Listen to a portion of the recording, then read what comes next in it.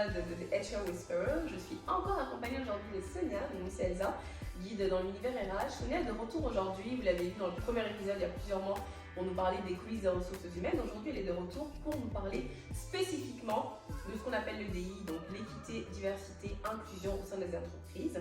Je vais laisser Sonia se représenter rapidement pour ceux qui n'auraient pas vu le premier épisode et directement nous dire c'est quoi concrètement le DI. Voilà. Ben oui, bonjour. Bonjour. Sonia Plumé, professionnelle RH, je suis cofondatrice de VS Service Conseil, une boîte de consultation qui accompagne les petites, moyennes et grandes entreprises pour tous leurs besoins RH, marketing et EDI.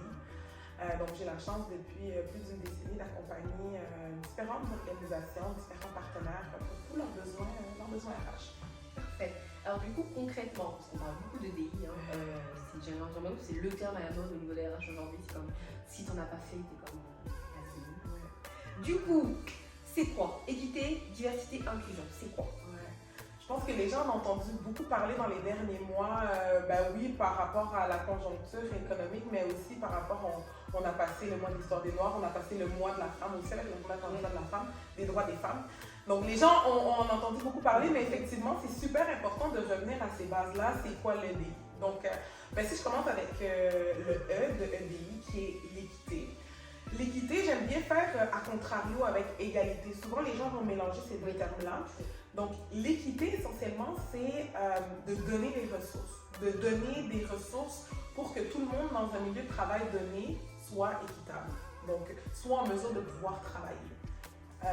Je vais donner un exemple peut-être plus imagé. Par exemple, si on doit traverser la rue, je vais prendre cet exemple-là. Si on doit traverser la rue, moi, pour traverser la rue, j'ai besoin de rien du tout. Je marche, je traverse la rue. Un petit enfant va avoir besoin qu'on tienne sa main pour traverser la rue. Une personne âgée va peut-être avoir besoin d'une canne pour traverser la rue. Donc, si on veut que les gens, tout le monde puisse être équitable dans un environnement de travail, on lui donne les ressources nécessaires pour qu'il soit en mesure de traverser la rue. Donc, ça, c'est l'équité. A contrario à l'égalité, l'égalité, ça veut dire donner les mêmes ressources à tout le monde. Et pas diversifier en fonction. Pas diversifier en fonction. Okay. Je reprends l'exemple de traverser la rue. Peu importe qui tu es, ce que tu as besoin, ton parcours, ton background, on te donne une canne pour traverser la rue. Moi, j'en ai pas besoin. Ouais. Le petit enfant, il va pas savoir quoi en faire. Ça va même peut-être le distraire. Et bon, ça va avoir été utile pour la personne âgée. Donc, le but, c'est vraiment de donner les bonnes ressources aux correspondantes. Okay. Donc, ça, c'est pour l'équité. La diversité, c'est compliqué, mais c'est simple en même temps parce que la diversité, c'est la présence de différences, en fait. Okay. Donc, la diversité, ça peut être une personne qui a un handicap invisible, ça peut être une personne qui a un handicap visible, bien entendu, la race d'une personne, son origine ethnique, son orientation sexuelle, son identité de genre, si elle est neurodivergente. Donc, vraiment, la présence de différences, c'est ça la diversité. Donc, on a fait équité, diversité et inclusion. L'inclusion, c'est de donner aux individus les ressources qu'ils ont besoin pour être en mesure de se sentir bien et être en mesure de vivre dans l'organisation avec leur singularité. Okay. Donc, par exemple, une personne qui est neurodivergente, par exemple qui a un TDA, donc qui a plus de difficultés à se concentrer dans un environnement qui est très bruyant, par exemple. Donc, si on veut qu'ils se sentent inclus dans l'organisation, on veut qu'ils soient capables de venir au bureau. Pas juste de dire, tu as un TDA, va travailler chez toi dans ton environnement que tu connais. Non, c'est de dire, arriver au bureau, c'est qu'est-ce que je vais mettre en place pour que cette personne-là soit en mesure de pouvoir bien se concentrer au même titre que toi. Okay. Qui n'a pas de TDA, qui est neurotypique. Cette personne-là, elle est neuroatypique, mais toi, tu es neurotypique. Donc, c'est qu'est-ce que la personne elle a besoin dans son environnement de travail pour être en mesure de pouvoir naviguer adéquatement. Donc, du coup, ces trois termes-là, les recrutés dans EDI, comment est-ce que les entreprises aujourd'hui, elles se positionnent par rapport à ça? Toi, tu vas intervenir, à quel moment est-ce que tu vas intervenir et qu'est-ce que tu vas leur dire concrètement? Comment faire changer la donne? Ouais. Moi, une des premières choses que j'aime beaucoup faire quand on parle de DI, c'est de revenir à ces bases-là. Parce que souvent, les gens vont voir EDI gros comme ça. Oui, c'est ça. C'est compliqué, c'est complexe, programme, argent. Oh non, mais si je fais ça pour un groupe, ça veut dire que je dois faire ça pour un autre groupe. C'est ça que les gens vont voir. Alors que je ramène, encore une fois, à revenons, quand on revient à EDI, on revient à la diversité, c'est juste la présence de différences. Un exemple aussi que j'aime beaucoup donner, c'est quand on parle des athlètes olympiques, par exemple. Quand on parle des athlètes olympiques, pour qu'un athlète olympique arrive aux Olympiques, qu'est-ce qu'il a besoin? Bien des choses particulières. Ouais. D'un athlète à un autre, dans exactement la même discipline. Les deux vont aux Olympiques, les deux sont dans la même équipe. Les deux n'ont pas besoin de la même chose. Est-ce qu'on voit les athlètes olympiques comme étant compliqués? Non.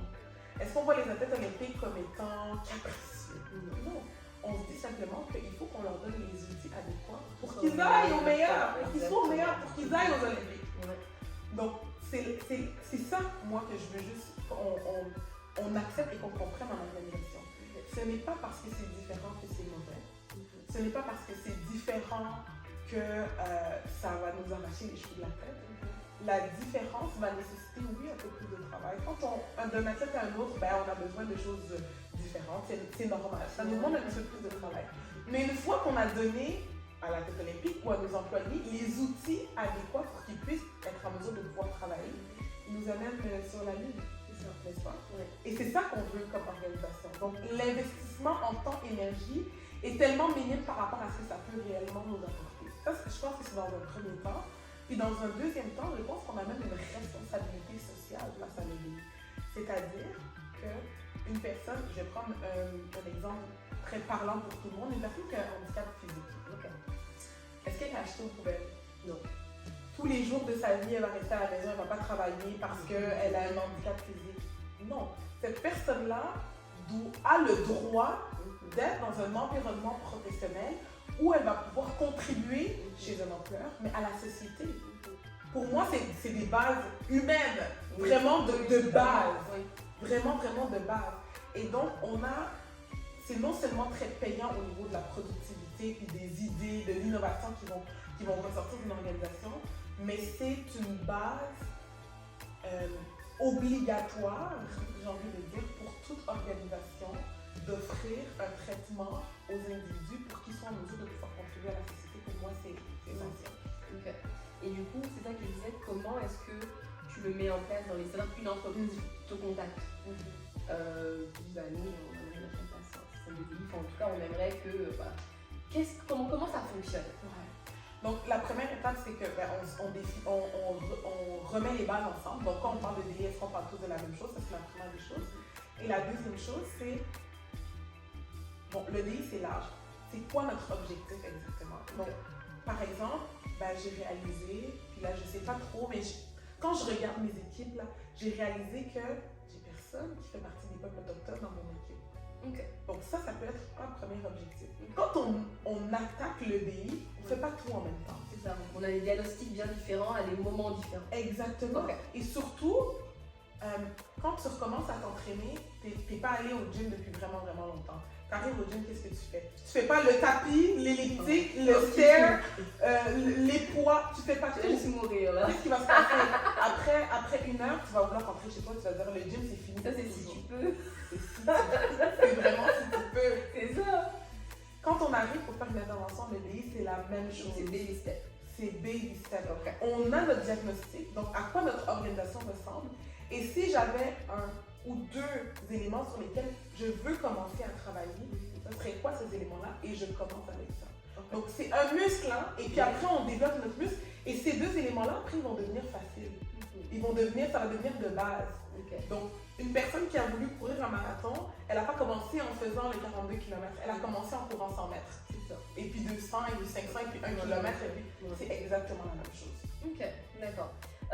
Donc, je me dis que tu en as accompagné plusieurs des entreprises. On aimerait savoir, en fait, c'est quoi ton expérience la plus réussie ou un projet dont tu peux nous parler de comme quand tu es arrivé, il y avait tout ça à faire, c'était ça la situation problématique et puis au fur et à mesure avec les actions, les tâches que vous avez mises en place, au résultat maintenant tu es complètement fière et tu as des étoiles dans les yeux là et tout. Donc on aimerait que tu nous racontes ça, que tu partages ça avec nous. C'est particulier parce que quand on travaille en EDI, on a toujours la soif de après et l'EDI ne finit jamais.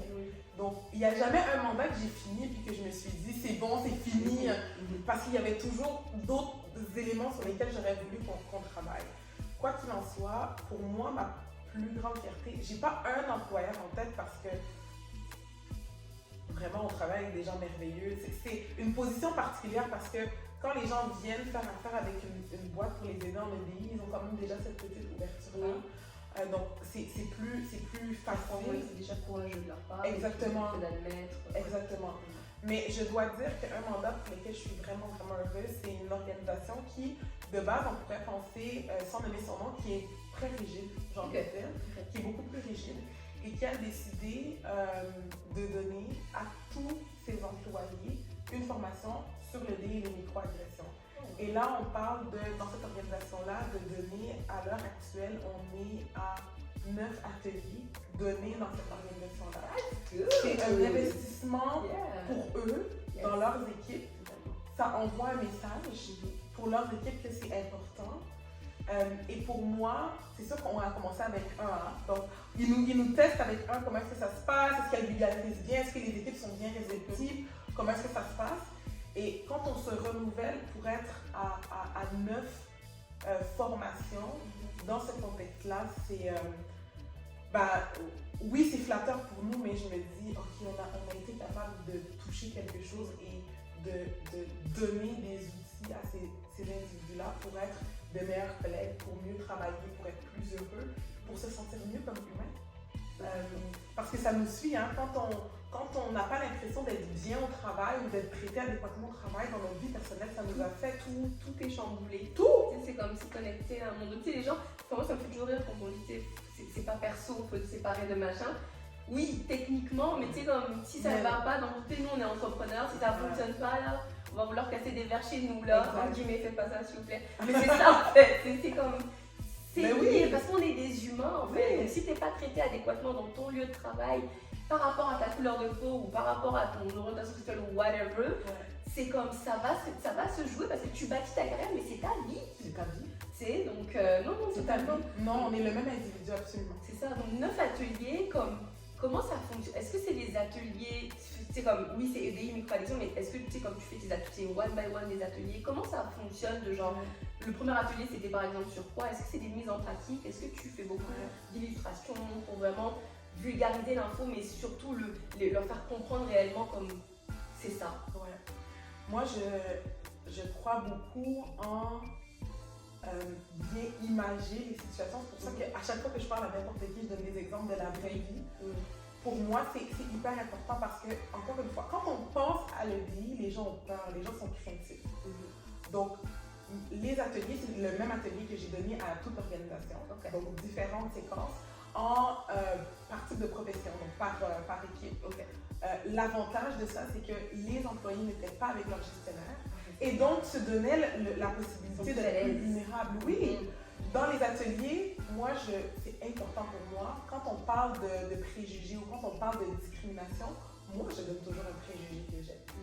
Pour que les gens, parce que des fois, on regarde le formateur et on se dit, ouais, mais si je lui dis, elle est parfaite, là, on en a tous des préjugés. Commençons par moi. Et je veux montrer l'exemple aux gens que l'important, c'est de ne pas croire qu'on n'a pas de préjugés, mais c'est de le savoir et c'est d'agir par rapport à ça.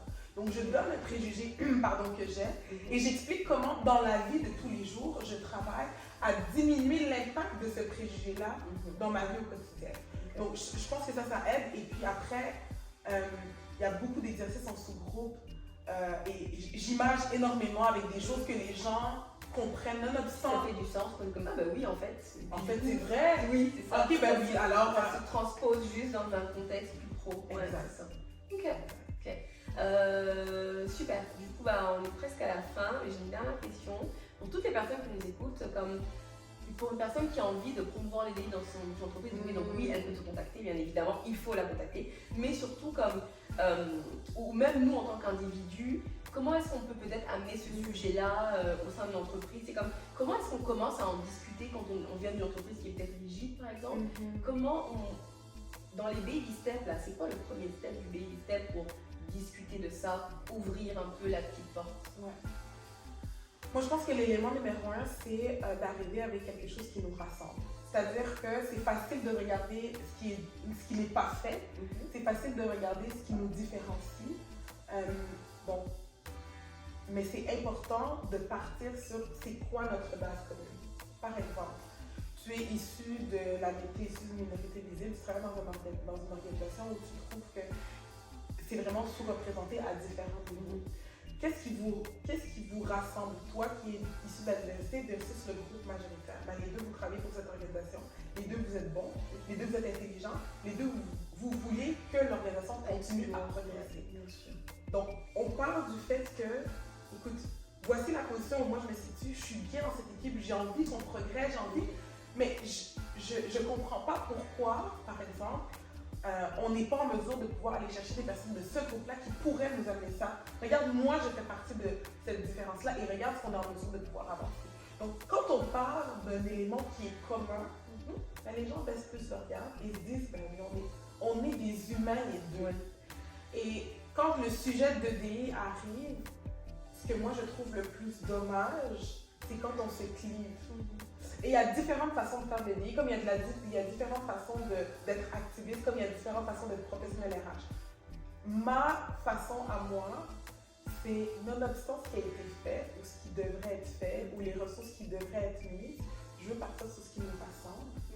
Je veux faire la démonstration que c'est payant, oui financièrement, mais c'est payant humainement d'accueillir cette différence-là. Et puis après, je vais parler de tout ce qu'on devrait faire.